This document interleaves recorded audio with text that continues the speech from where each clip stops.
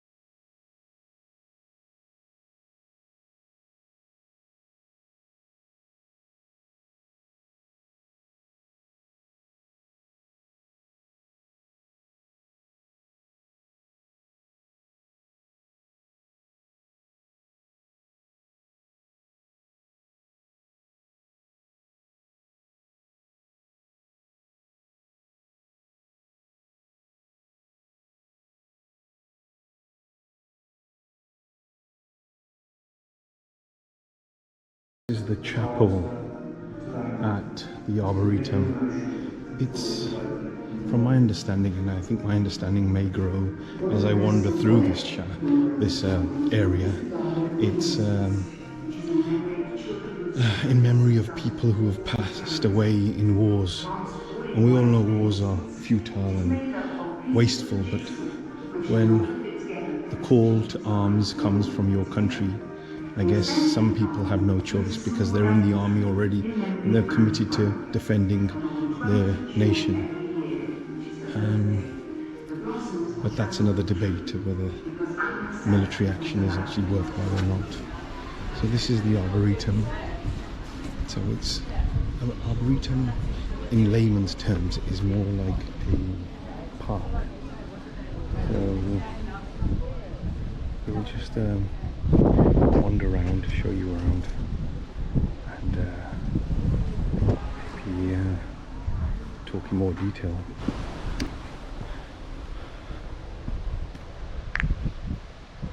So there's gazebos, benches, well laid lawns, monuments, statues, and many other things that sort of highlight something that would appeal to people and would also allow people to remember those that have been lost in war.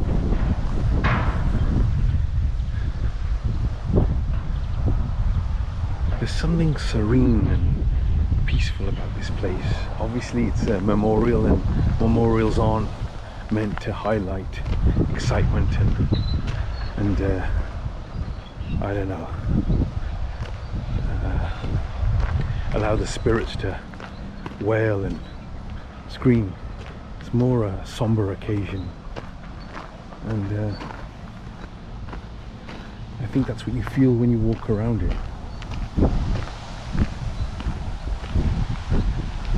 I'm actually not sure which way I'm supposed to be walking. They did say there's a one-way system, but the arrows have since disappeared, so either I've walked off the track that they suggested, or maybe the arrows aren't as well placed as first highlighted.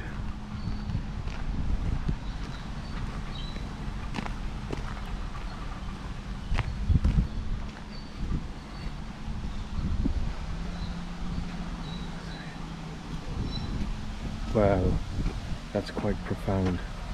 When you go home, tell them of us and say, for your tomorrow we gave our today.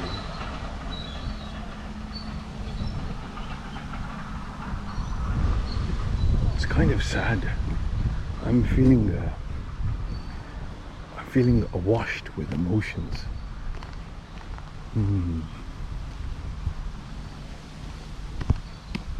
My grandfather was in the Second World War. He was in the First World War as a soldier, and he was in the Red Cross in the Second World War. And you kind of don't think about it much until you visit places like this. He never mentioned it much. You know, I think it's a time he'd rather forget.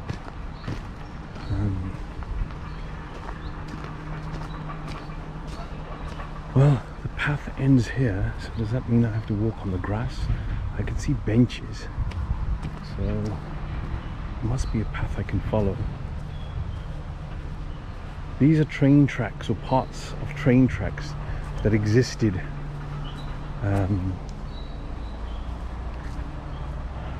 in places where the Second World War, possibly even the First World War, took place, and they've taken parts of the train track to remind them. So that said Myanmar and Thailand, so it was a track between then Burma, which is now Myanmar, and Thailand. I heard a whistle. I was just wondering whether it was a prompt to tell me I'm walking on the wrong track, but there doesn't seem to be any path that's well highlighted, so I'm just going to walk on the grass and see where it takes me.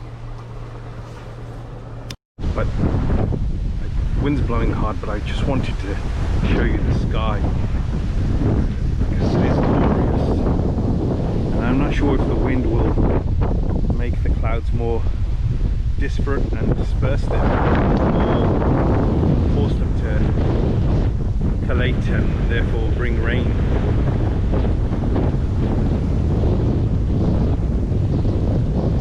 I love dancing with plants. When the wind blows, they dance.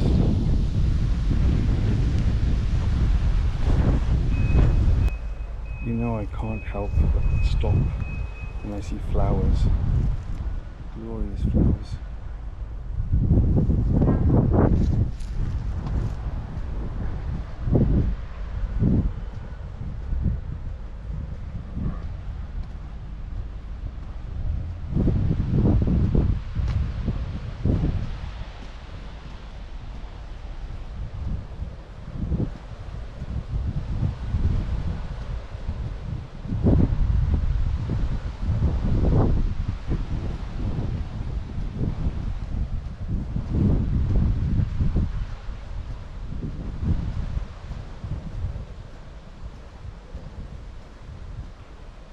In grateful memory, apologize for my shadow, move away.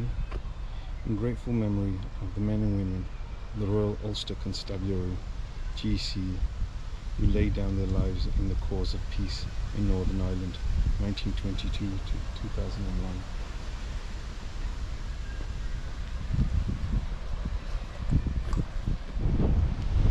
Remembering the Naval Nursing Service since 1884 and Queen Alexandra's Royal Naval Nursing Service since 1902. So many memorials and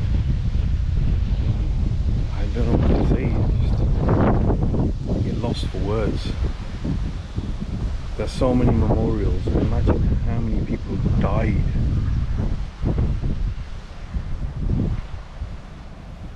And there's hundreds and hundreds of memorials, so there's millions upon millions of people that passed away.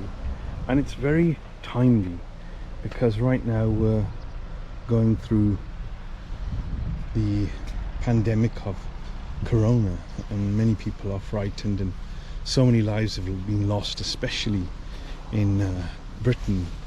For a small island with a reasonably medium-sized population, we've lost so many, and those are just those that I'm referring to are the ones that were recorded in the statistics, but not the ones that have passed away in homes, in nursing homes, or even at home. It's just the ones that are recorded in hospitals, and so many have passed away. And it's, you know, it's just, I think when death knocks on the door, you kind of feel your mortality. Places like this also make you think of your mortality and the actions you take and what you do for yourself, but more importantly what you do for others.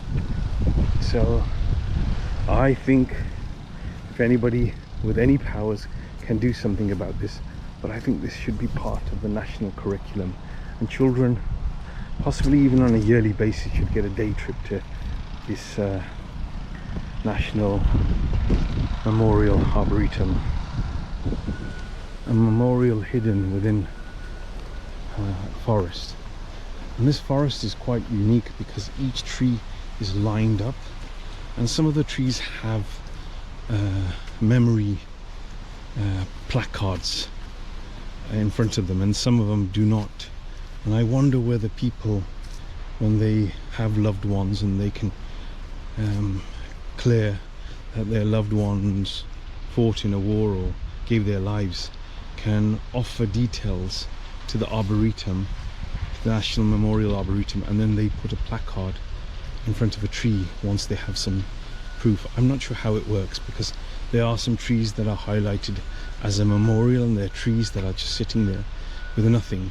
But then you have to also appreciate that there would be many soldiers who lost their lives and who have since never been mentioned.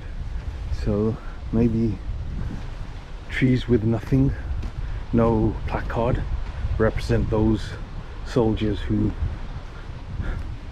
gave so much up.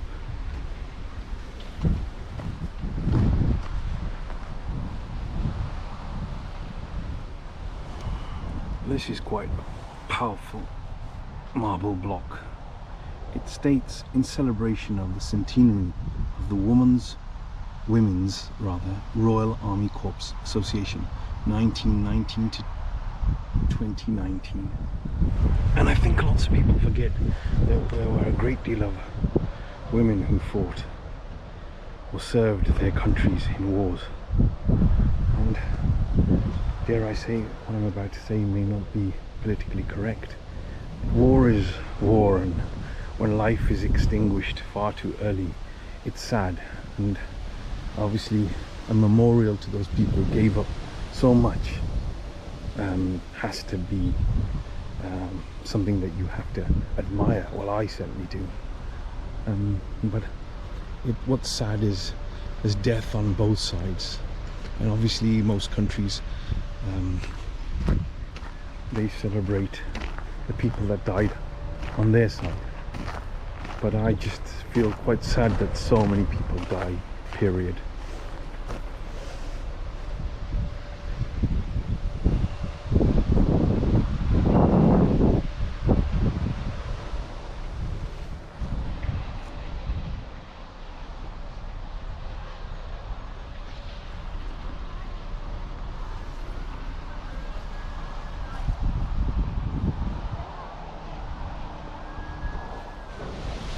The place is quite vast, so many places to see, and we'll try to cover as much ground as possible. But I think they pay tribute to all the factions of the armed forces that served under the British flag. This is a memorial to people who served in Australia, or the Australian troops. This commemorates all personnel of the Combined Services Task Force who served during the nuclear tests at Montbello, Summerfield, Maralinga, Christmas Island, Malden Islands. So it's not just the First World War or the Second World War, it's actually all the wars, or all military action under the British flag, the Union Jack, I believe. I could be wrong, and if I am, please do correct me. But from what I've seen so far, it's military men, other servicemen, firefighters, people who carried out nuclear tests, nurses, so many.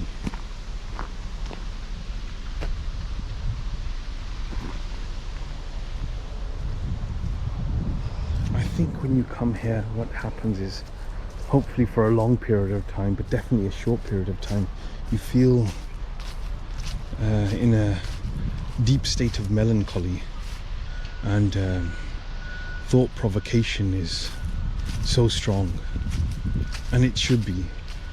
I think that point, or that comment that was made on the first rock that I saw, that we gave out today so you could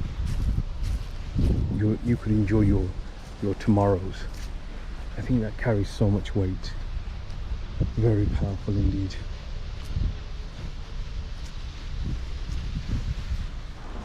I'm in front of an acorn tree.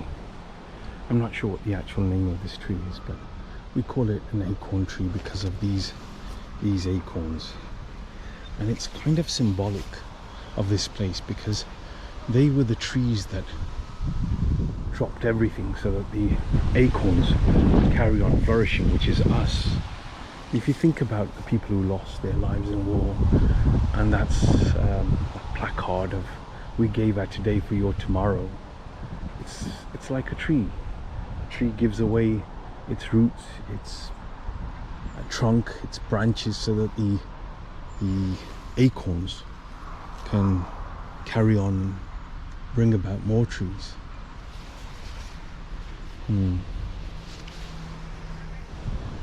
Again, looking at the trees, I can see that there's placards that show who the tree was planted for, in memory of. So again, a memorial park where loved ones, particularly those that were lost in wars, are remembered by planting of a tree, or resting of a bench, or some kind of memorial that will endure time.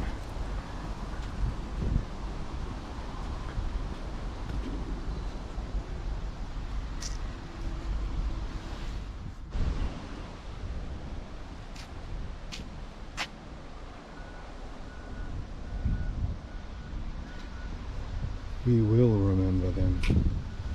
We will remember them all.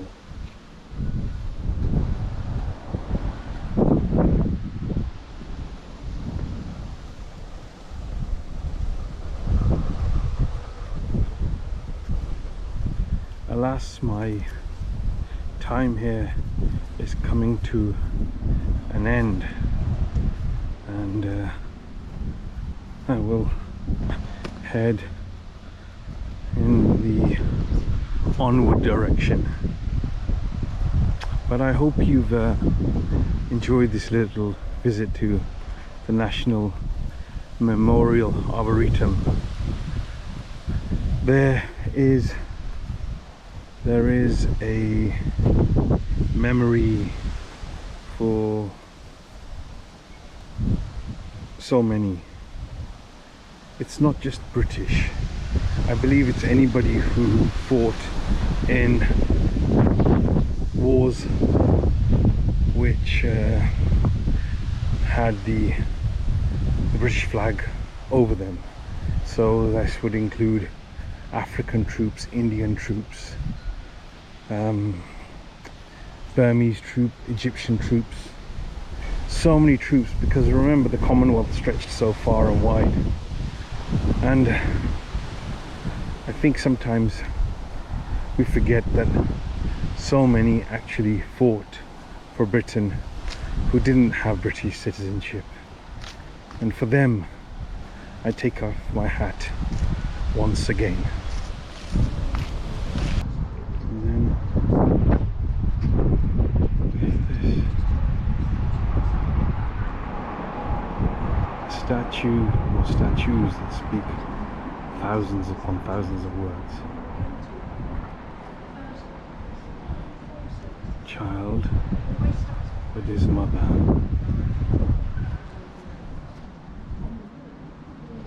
holding on for dear life. A mother who may be the wife or possibly a nurse of the injured soldier. Comrades in arms. A father losing a daughter or a child.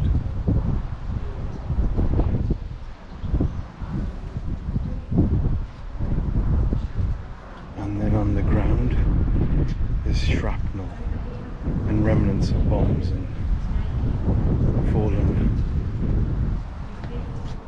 hats of soldiers.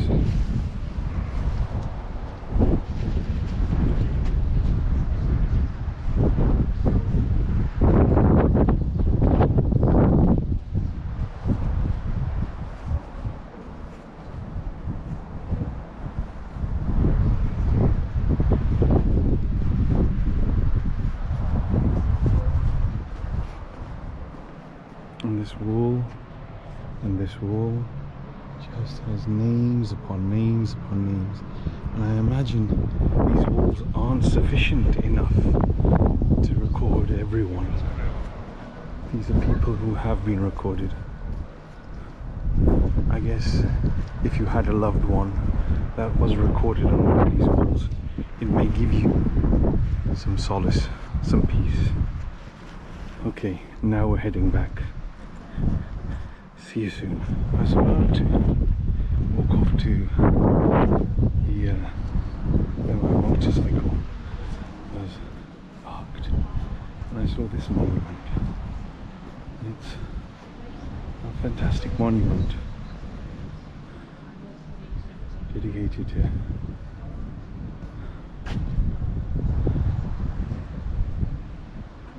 so many people from the armed forces, the Navy, the Air Force, basically all that fought from Britain.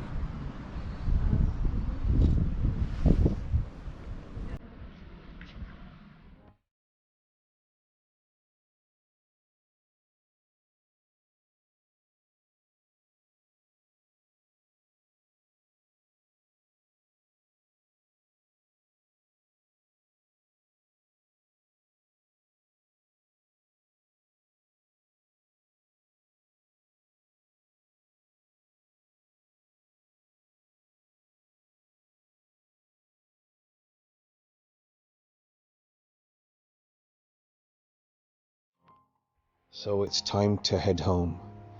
This isn't one of those normal videos that you kind of expect from me. But you know, life is about learning. Life is about appreciating.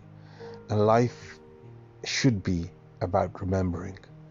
So much that we take for granted today has been given to us by the sacrifices of many years gone by. And if we ignore that sacrifice, if we ignore those people, then what are we saying about ourselves and about humanity? I hope you appreciate the sentiment, and please enjoy life, ride safe, and I hope to see you very soon.